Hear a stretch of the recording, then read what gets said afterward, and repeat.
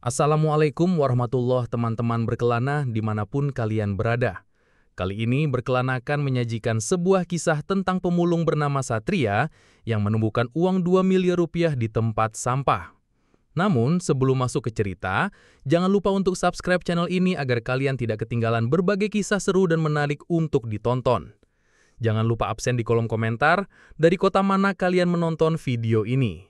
Tonton kisah ini sampai selesai, karena kalian tidak akan menyangka dipergunakan untuk apa uang 2 miliar tersebut. Langsung saja kita mulai, ini dia kisahnya.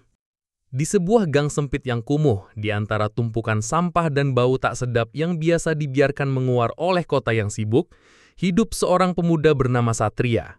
Setiap harinya, Satria bangun sebelum matahari muncul. Dengan kaos tipis yang sudah lusuh dan celana sobek di lutut, ia mulai harinya dengan membawa karung goni besar dan tongkat besi untuk mengais sisa-sisa kehidupan yang dibuang orang. Satria bukan hanya seorang pemulung, ia adalah pemimpi. Dalam hatinya tersembunyi keinginan yang selama ini ia jaga rapat-rapat. Ia mencintai seorang gadis bernama Melati. Melati bukan gadis kota berkilau. Ia tinggal di sebuah rumah sederhana di gang yang tak begitu jauh dari tempat tinggal Satria. Rumahnya berdinding triplek, lantainya sebagian masih beralas tanah. Ayah Melati adalah seorang satpam perumahan kelas menengah dan ibunya ibu rumah tangga yang sehari-hari sibuk menanak nasi, menjahit pakaian, dan sesekali menjual gorengan di depan rumah. Tapi meskipun kehidupan mereka pas-pasan, sikap mereka jauh dari rendah hati. Melati sendiri dikenal sebagai gadis yang ramah, santun, dan sering membantu tetangga. Satria menyimpan perasaannya sejak lama. Ia selalu menyukai caranya tersenyum, caranya menyapa orang tua dengan lembut, caranya membantu anak-anak kecil membaca di musola dekat rumah. Sore itu, Satria mengenakan pakaian terbaik yang ia punya. Sebuah kemeja sumbangan warga yang sudah ia setrika dengan setrika arang pinjaman dari tetangga. Celananya memang pudar warnanya, tapi bersih. Sepatunya bolong, tapi telah ia jahit dengan benang kuat. Dengan gemetar, ia datang ke rumah Melati. Di tangan kirinya ada sebungkus makanan kecil, kacang atom dan teh celup murah, yang ia bungkus rapi sebagai oleh-oleh. Di tangan kanannya, harapannya. "Iya, tunggu sebentar, Pak Agus dan Bu Sumarni sedang nonton TV di dalam," kata Melati saat membukakan pintu. Wajahnya terlihat bingung, tapi tidak menolak. Mungkin dia sudah tahu niat Satria, atau mungkin hanya pura-pura tidak tahu. Beberapa menit kemudian, Satria dipersilakan masuk. "Ada apa, Mas? Satria ya?" tanya Pak Agus yang sedang duduk di kursi plastik sambil merokok. Satria menunduk hormat. Saya datang ke sini untuk menyampaikan niat baik, Pak. Saya tahu siapa saya. Saya sadar saya ini hanyalah seorang pemulung, tapi saya tulus ingin melamar Melati." Keheningan menyelimuti ruangan. Televisi yang menayangkan sinetron sore menjadi satu-satunya suara. Hingga tawa kecil meledak dari mulut Bu Sumarni. "Kamu bilang apa barusan? Pemulung melamar anak kita," katanya sambil menoleh ke suaminya. Pak Agus menatap Satria dari kepala sampai kaki, lalu berdiri dan menepuk-nepuk pundaknya, bukan dengan kasih sayang, tapi dengan nada meremehkan. "Mas Satria, kamu lihat diri kamu baik-baik. Pekerjaan kamu saja ngais sampah. Kamu tahu anak saya sekolahnya rajin, cantik, sopan, punya masa depan cerah. Kamu pikir kamu siapa?" "Saya memang bukan siapa-siapa, Pak," suara Satria tercekat. "Tapi saya janji akan berusaha sekuat tenaga untuk membahagiakan Melati." "Sudah, hentikan omong kosong itu," potong Bu Sumarni dengan tajam. "Kami tidak sedang butuh drama sinetron. Kamu ini mimpi terlalu tinggi. Jangan ganggu hidup anak saya, paham?" Satria menunduk, matanya panas, tapi tidak meneteskan air mata. Ia memungkuk dalam. "Maaf sudah lancang, saya hanya ingin jujur." Saat Satria melangkah keluar, ia mendengar suara Pak Agus berbisik kasar. "Pengemis, datang bawa teh celup, tapi ngaku mau nikah, kurang ajar." Malam itu Satria berjalan pulang melewati gang sempit tanpa menoleh ke belakang. Langit mendung dan hujan mulai turun rintik-rintik. Air bercampur tanah mulai mengalir di antara selokan rusak, membuat sandal jepitnya becek dan licin. Tapi ia tak peduli. Kepalanya menunduk, tapi langkahnya tak ragu.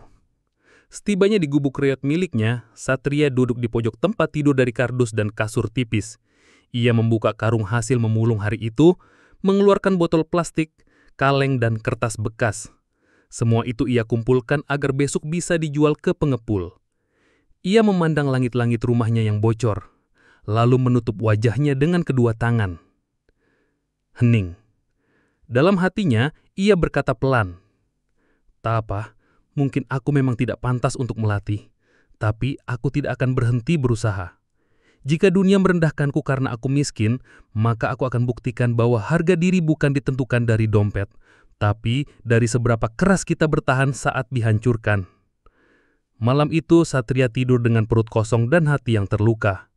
Tapi di matanya masih menyala secerkah api, api yang takkan padam meski dunia sudah berkali-kali memadamkannya. Hari itu langit mendung menggantung di atas kota. Udara terasa berat dan gerah. Satria baru saja selesai memulung dari pasar tradisional yang letaknya sekitar 2 kilometer dari kampung tempat ia tinggal. Karungnya penuh, tapi tak banyak yang benar-benar bernilai jual.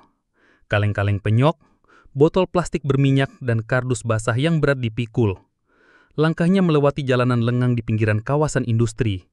Di sana, ia melihat satu tong sampah besar yang dikelilingi lalat dan bau menyengat. Ia hampir saja melewatinya karena sudah terlalu letih, tapi instingnya berkata lain. Ia mendekat. Sambil menahan nafas, ia mengaduk-aduk isi tong itu dengan tongkat besinya. Beberapa saat tak ada yang menarik, sampai pandangannya menangkap sebuah plastik hitam besar yang tampak baru. Rapat, tidak terlalu kotor, terikat rapi. Dengan penasaran, ia mengangkatnya. Berat, sangat berat. Jantungnya berdebar. Pelan-pelan, ia membuka simpul plastik tersebut. Helaian nafasnya tercekat. Isi dalam plastik itu adalah tumpukan uang tunai. Uang pecahan Rp100.000 diikat dalam bundel-bundel rapi dengan tali karet. Uang yang jumlahnya terlalu besar untuk dihitung dalam hitungan menit. Satria membeku. Tak ada suara. Hanya desiran angin dan suara lalat. Dunia seakan berhenti bergerak. "Astagfirullahaladzim," bisiknya pelan. Kakinya lemas, tangannya gemetar hebat. Ia langsung menoleh ke kanan dan ke kiri. Kosong. Tak ada orang. Bahkan kendaraan pun tak lewat satupun. Pikiran pertama yang muncul adalah jebakan. Jangan-jangan ini uang palsu. Atau mungkin ini perangkap, bisa saja ada CCTV tersembunyi, atau ini milik geng kriminal. Namun, tak ada yang muncul, tak ada yang menegur, tak ada suara sirina. Satria buru-buru memasukkan plastik itu ke dalam karungnya. Ia menyelimuti uang itu dengan tumpukan botol dan kardus agar tidak mencolok. Dengan depak jantung tak menentu, ia berjalan cepat, hampir berlari menuju tempat tinggalnya. Kakinya rasanya tidak menginjak tanah. Ia bahkan tidak menyadari hujan mulai turun deras membasahi bahunya. Sesampainya di rumah, ia menutup pintu dan jendela rapat-rapat. Lampu teraman satu-satunya dibiarkan menyala. Malam itu Satria tidak menyentuh makanan, tidak mengganti baju. Ia hanya duduk memandangi plastik itu seperti sedang menatap bom aktif. Ia mencoba menghitung, pelan dengan tangan masih gemetar. Hitungan pertama, ia berhenti di angka 2 miliar rupiah. Satria tak bisa tidur malam itu. Ia gelisah, seperti orang dikejar bayangan sendiri. Berkali-kali ia berpikir untuk melapor ke polisi, tapi siapa yang akan percaya padanya? Bahkan orang tua Melati saja memperlakukannya seperti sampah. Lagi pula, bagaimana kalau pemilik uang itu adalah orang jahat?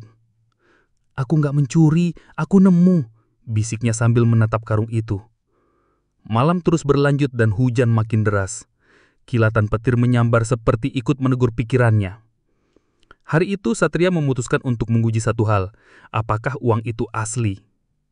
Ia mengambil 3 lembar 100 ribuan, menyetrika bajunya yang paling rapi, menyisir rambutnya dengan minyak rambut lama yang hampir habis, dan mengenakan sandal bersih. Ia berjalan menuju sebuah mal kecil di pinggiran kota, tempat di mana tidak banyak orang mengenalnya.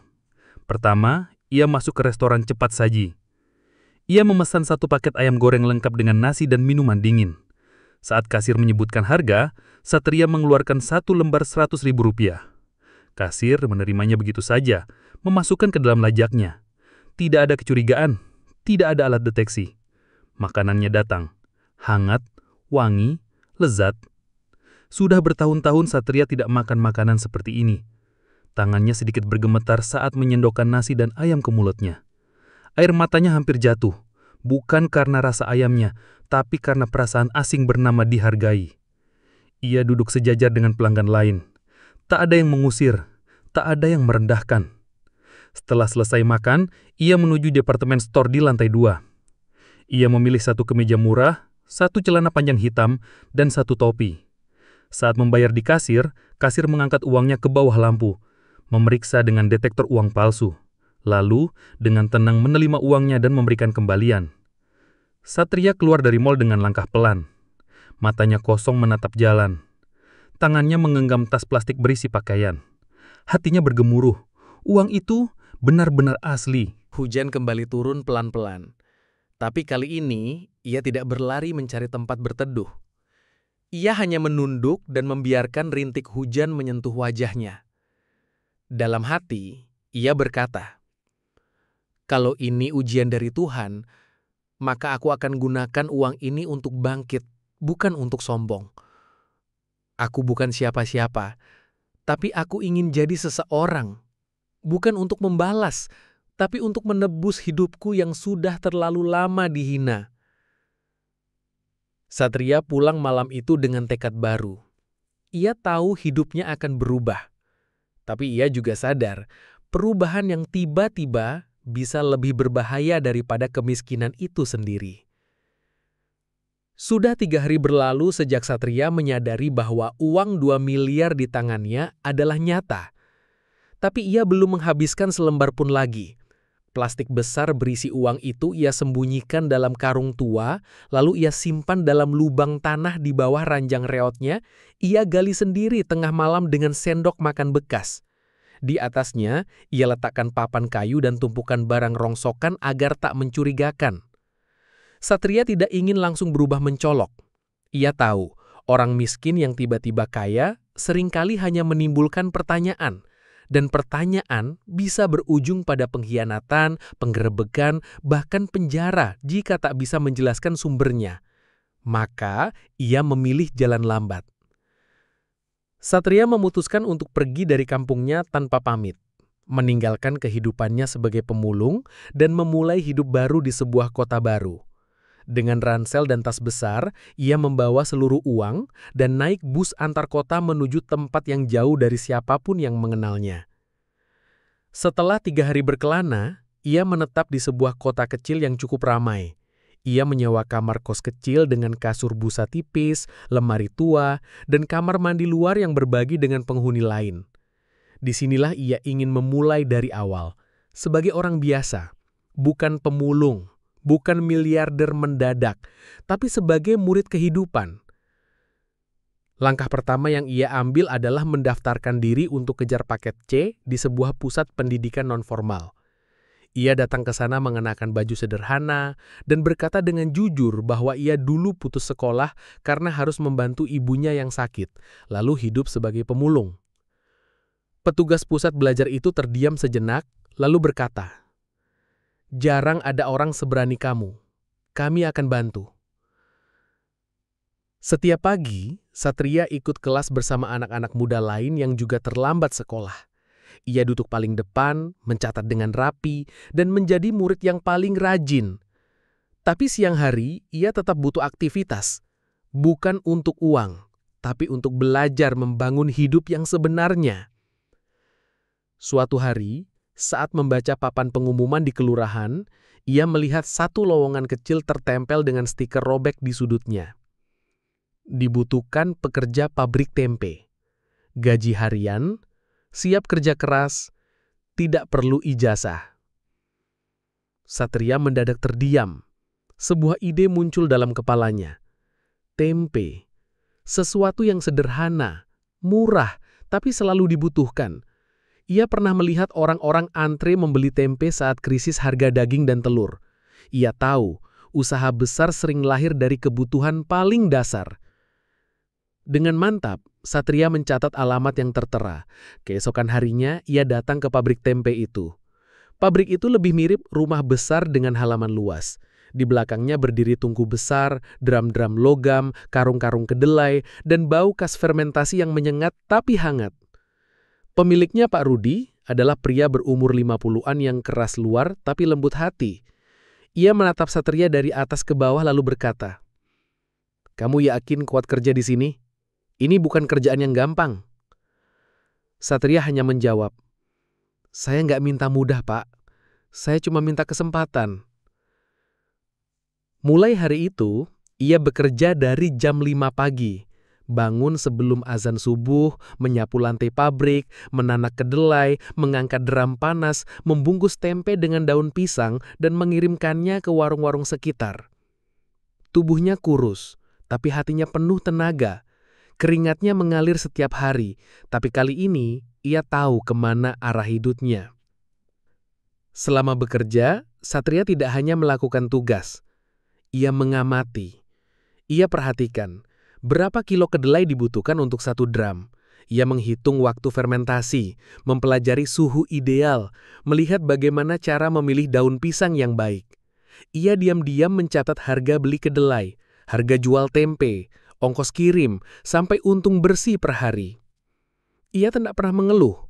Bahkan saat teman-teman kerjanya istirahat, Satria duduk di pojokan sambil mencoret-coret buku kecilnya. Ia menulis rencana, ide, mimpi, semua disusun perlahan.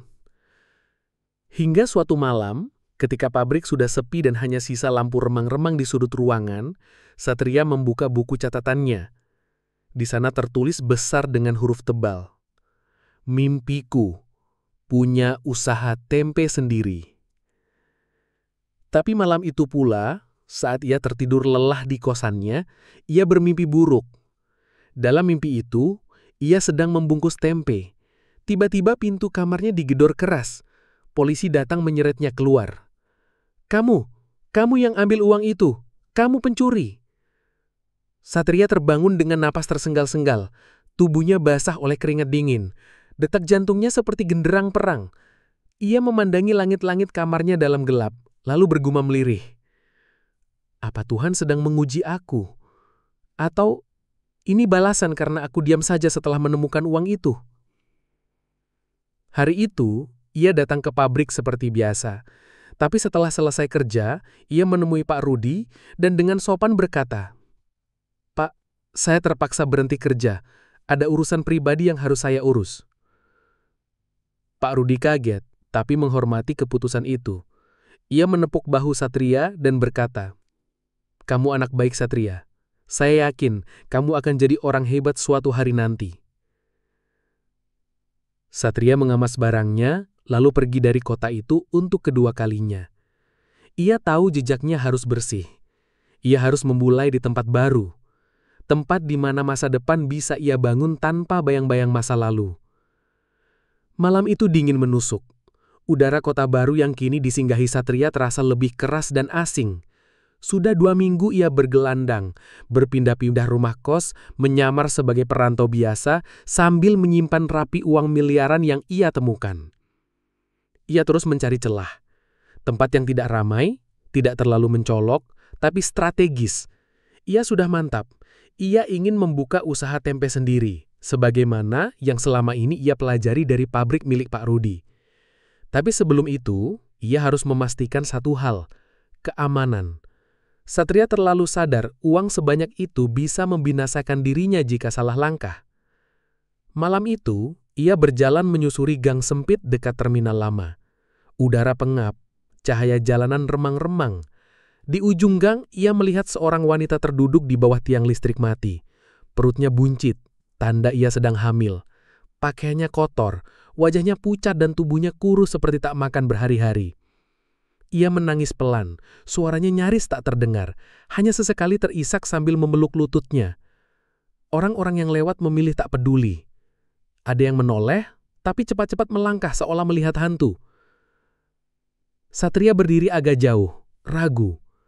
Tapi hatinya tak tega. Ia menoleh kanan-kiri, lalu mendekat perlahan.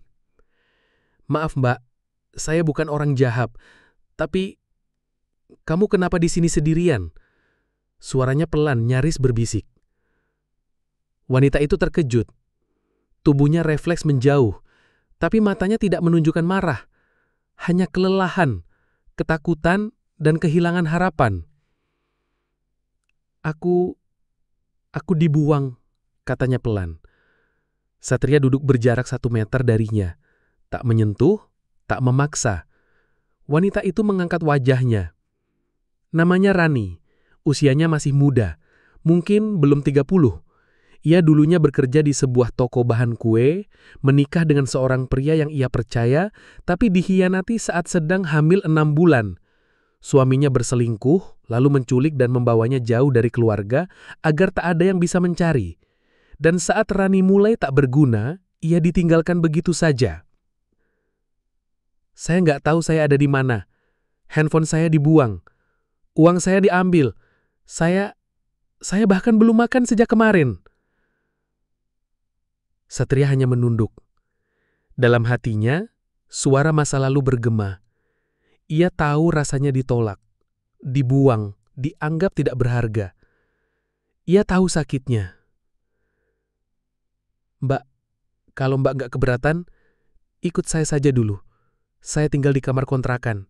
Nggak besar, tapi cukup hangat. Nanti saya belikan makan. Ucapnya dengan hati-hati. Rani menatapnya lama. Dalam matanya ada kecurigaan, tapi juga keputusasaan. Malam itu, Rani dibawa ke kontrakan kecil milik Satria. Ia diberi baju ganti, dibelikan makanan hangat dan selimut tipis untuk tidur. Tidak ada niat buruk, tidak ada sentuhan tak pantas. Hanya 2 orang manusia yang sama-sama pernah dihancurkan dunia. Beberapa hari kemudian, Rani mulai membaik. Satria masih belum membuka jati dirinya, masih hidup sederhana dan bersikap seperti orang biasa. Tapi ia mulai percaya pada Rani. Mereka mulai bicara banyak hal. Tentang luka masing-masing, tentang harapan kecil yang ingin sekali diwujudkan. Satria memberanikan diri berkata, "Saya punya rencana buka usaha tempe kecil-kecilan, tapi saya nggak terlalu jago urusan uang. Kalau Mbak bisa bantu, saya senang banget." Ternyata, Rani pernah ikut kursus pembukuan di tempat kerjanya dulu. Ia paham dasar keuangan, tahu cara membuat catatan keluar masuk barang, bahkan tahu cara menyusun rencana produksi sederhana. Mereka pun mulai menyusun strategi, mencari pasar, menghitung biaya produksi, menghitung margin laba, dan menentukan lokasi yang pas. Satria perlahan mengeluarkan uang dari tempat rahasianya, masih dengan sangat hati-hati. Ia mulai membeli peralatan, drum, kedelai, cetakan, kompor besar, dan daun pisang dari pasar. Rani melihat semua itu dengan rasa penasaran. Dan suatu malam, diam-diam, saat Satria tidur, Rani mengikuti langkahnya. Ia menunggu Satria pergi ke warung untuk membeli makan. Saat itu, ia membuka lemari tua di sudut kamar. Di balik pakaian, ia menemukan papan triplek yang sedikit longgar. Ia buka dan terdiam. Matanya membelalak, napasnya tercekat. Di sana, tumpukan uang tunai terikat rapi, sejumlah besar, sangat besar. Selama beberapa menit, Rani terpaku. Di otaknya berputar bayangan masa lalu. Suaminya yang meninggalkannya, hidup yang tak adil, perut bayinya yang masih menendang lemah. Ia bisa kabur sekarang, pergi dan mulai hidup baru, kaya, aman. Tapi saat ia menoleh ke arah pintu, melihat sandal Satria yang tertata rapi, mendengar langkah kakinya dari kejauhan, ia menutup lemari itu perlahan. Ia duduk, menangis, dan saat Satria kembali, ia hanya berkata, "Aku tahu tentang uang itu." Satria terdiam. "Aku sempat mau kabur. Aku sempat ingin mengambil semua itu. Tapi kamu terlalu baik, Sat. Dan aku nggak mau jadi manusia yang jahat lagi." Malam itu, untuk pertama kalinya, Satria menangis. Bukan karena luka, tapi karena seseorang akhirnya memilih memahami, bukan menghancurkan. Rani memeluknya, dan Satria membalas peluk itu. Tak ada janji, tak ada kata cinta. Tapi dalam diam, 2 hati yang rapuh itu akhirnya menemukan rumah. Hubungan antara Satria dan Rani kini makin erat. Mereka bukan hanya 2 orang yang tinggal bersama di sebuah kontrakan sempit di ujung kota. Mereka adalah dua jiwa yang pernah diremukkan dunia, tapi memutuskan untuk saling menopang agar tak runtuh lagi. Usaha tempe yang mereka rintis perlahan tumbuh. Awalnya hanya dari rumah, dengan proses tradisional. Tapi Rani punya naluri dagang yang tajam. Mereka mulai membungkus tempe dengan lebih rapi, memberi cap sederhana, dan memasarkannya ke warung-warung kecil sekitar. Mereka juga mencoba menitipkan di koperasi sekolah dan kantin kelurahan. Tak disangka, permintaan mulai naik. Orang-orang menyukai rasa tempe mereka. Satria menjaga kualitas, Rani menjaga pencatatan keuangan dan komunikasi. Tapi ketika hidup mulai terlihat cerah, badai kembali menggulung diam-diam. Hari itu Satria sedang keluar membeli daun pisang dan plastik pembungkus. Rani tinggal sendiri di kontrakan. Ia sedang membereskan tumpukan barang di pojok ruangan saat tanpa sengaja kembali menjumpai tempat persembunyian uang milik Satria. Ia duduk lama di depan lemari itu. Uang itu tidak berubah. Masih banyak, masih memikat. Dan kini usaha mereka sudah mulai berjalan. Mimpi punya toko tempe sendiri tinggal selangkah lagi. Tapi Rani mulai memikirkan hal-hal yang lebih jauh. Bagaimana kalau uang ini bisa membuat hidupku dan anakku terjamin selamanya? Bagaimana kalau aku bisa punya rumah sendiri? Kenapa harus menunggu? Bayangan masa lalu kembali hadir. Dirinya dibuang seperti sampah, diseret suaminya yang selingkuh, ditinggalkan tanpa sepeser pun. Luka itu belum sembuh sempurna. Dan di antara celah luka itulah, bisikan keserakahan mulai menyusup pelan. Sore itu Satria pulang dan mendapati Rani lebih diam dari biasanya. Ia tidak banyak bicara saat makan malam, tak memeluk seperti biasa sebelum tidur. Dan matanya, mata yang biasanya lembut, kini terlihat jauh, asing. Malamnya, saat Satria sudah tertidur lelap, Rani terbangun. Ia berdiri di depan pintu kamar, memegang tas ranselnya yang sudah setengah terisi. Ia menatap ke arah lemari. Tangannya gemetar. Ia maju perlahan, membuka papan kayu di balik tumpukan pakaian dan menatap uang yang masih tersusun rapi. Ia menghela nafas. Tangannya bergerak memasukkan beberapa bundel ke dalam tas. Tapi saat hendak menutup kembali papan itu, ia tak sengaja menyenggol cermin kecil di rak dan jatuh pecah ke lantai. Satria terbangun. Ia berlari ke arah suara. Di sana, ia melihat Rani berdiri gemetar, tas terbuka, dan uang berserakan sebagian di lantai.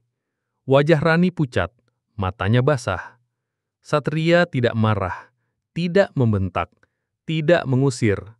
Ia hanya berdiri lama menatap wanita yang ia percaya. Wanita yang selama ini ia temani melewati segala luka.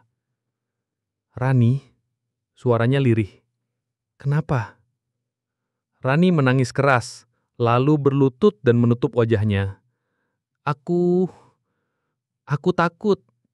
Aku cuma pengen hidup aman. Aku cuma nggak mau dihancurin lagi, Sat. Aku nggak sekuat kamu." Satria ikut duduk di lantai, menatap lantai, bukan wajahnya. "Aku pun takut, Rani, setiap malam. Tapi aku nggak mau uang ini mengubah kita jadi orang lain. Aku rela hidup miskin lagi. Asal aku tahu, kita masih punya hati." Malam itu mereka berdua menangis dalam diam. Tidak ada pemenang, tidak ada pihak benar atau salah. Hanya dua manusia yang berjuang melawan rasa takut, rasa kehilangan, dan godaan untuk menyerah. Keesokan harinya, Satria mengambil keputusan besar. Dengan uang yang dia temukan, ia membeli sebuah rumah dengan harga murah. Bukan untuk ditinggali, melainkan untuk dijadikan sebuah rumah singgah. Mereka beri nama Rumah Asa, tempat di mana anak-anak yang dibuang, ditolak, dan dilupakan, diberi tempat untuk belajar, tumbuh, dan bermimpi kembali. Lalu sisa uangnya yang masih sangatlah banyak itu, sebagian ia pergunakan untuk modal mengembangkan usaha tempenya, dan sebagian lainnya ia pindahkan ke bank dalam bentuk deposito. Uang itu kini bukan miliknya sepenuhnya. Hasil dari deposito bank ia pergunakan untuk operasional rumah singgah yang dirinya bangun. Satria tidak serakah, mengambil hanya yang ia butuhkan. Karena ia tersadar, ini rejeki cuma-cuma dari Tuhan, sekaligus sebuah ujian untuk mengetes seberapa bermoralnya dirinya. Ketika Rani tahu, ia menangis dan memeluk Satria sekuat tenaga. Rasanya telah menemukan sosok yang sangat hebat. Walau tak tampan, hidup dalam kemiskinan, tapi memiliki hati yang begitu mulia dan tak rakus akan harta. Aku jatuh cinta sama kamu, Sat. Bukan karena uangmu, tapi karena kamu nggak pernah berhenti memilih jadi orang baik, bahkan ketika dunia sudah berkali-kali menghancurkanmu. Satria tersenyum. Aku juga cinta kamu, Rani. Bukan karena kamu sempurna, tapi karena kamu berani jujur, bahkan di saat kamu bisa memilih lari. Setahun berlalu sejak malam penuh luka dan air mata itu. Waktu berjalan seperti air yang tenang.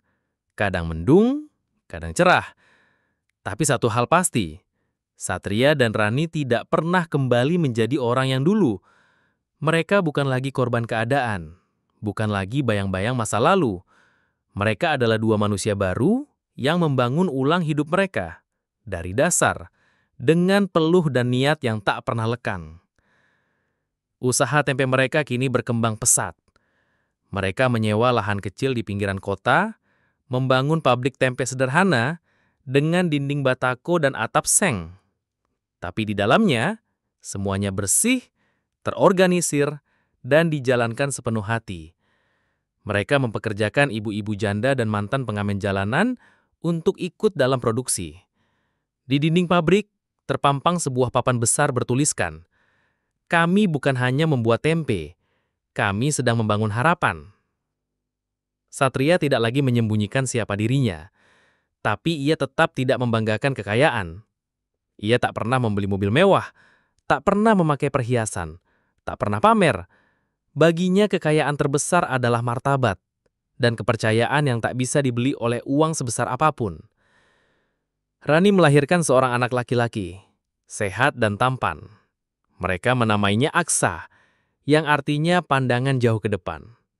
Satria menyambut anak itu bukan sebagai beban, tapi sebagai anugerah, bagian dari hidup barunya yang ia bangun sendiri dengan darah, air mata, dan harapan yang tak pernah padam.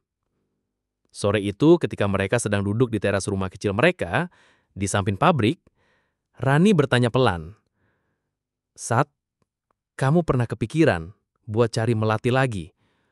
Cuma untuk tahu apa dia pernah menyesal?" Satria terdiam sebaat, lalu menatap langit yang mulai orange.